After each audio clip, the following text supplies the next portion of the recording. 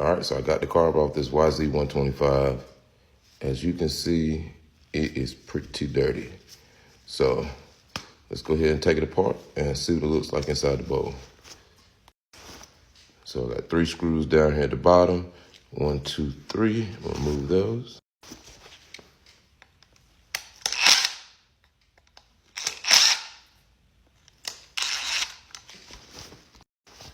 So I got those 3 screws out. Take my bowl apart, and you can see that it's not the worst I've ever seen, but there is a little bit of grit and grime left on it. And any of this little grit and grime that you see around the edges, stuff like that, if you get caught up in the needle valve or in one of these little small passages on your jets, definitely cause your bike not to run right. I'll go ahead and remove this plastic piece. It just pulls out. Then I'm gonna take out this screw here so I can remove our floats.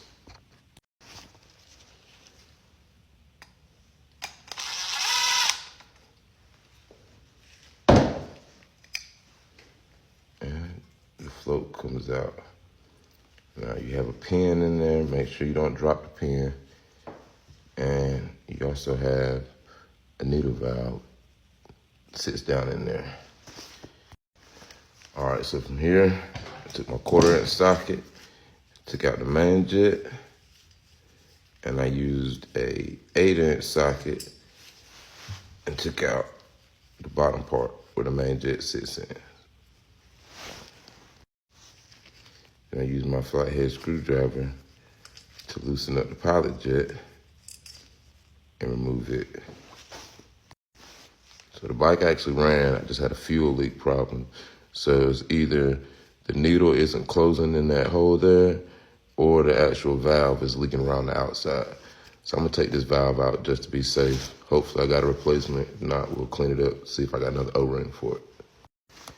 To do that, you just remove the screw that is holding it in. Then you can pull the whole needle valve out and you see there's an O-ring around it. So it's either leaking there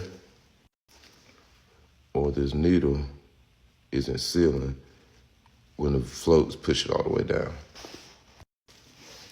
And you can see the amount of trash that was on the back side of that valve.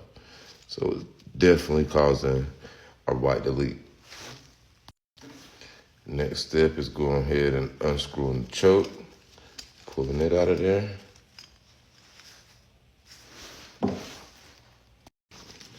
And I'm gonna remove this filter back here on the back.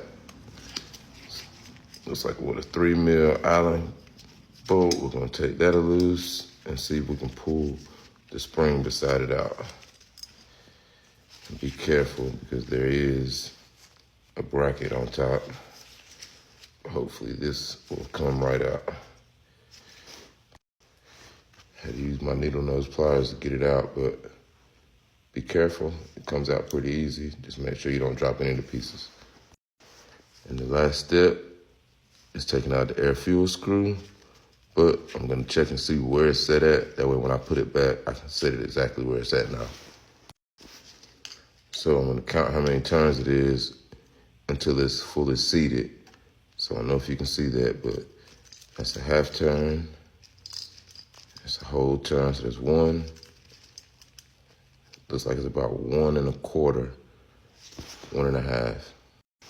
So I know when I put it back in, turn it all the way until it's fully seated, and then back it out about 1 1/4 times. Now I'm gonna remove it and make sure that you get everything that's behind it. And as you see, it's just a little set screw and a spring to keep tension on it. But that is everything, pretty much completely 100% disassembled. You can see it's got a lot of rust, a lot of trash.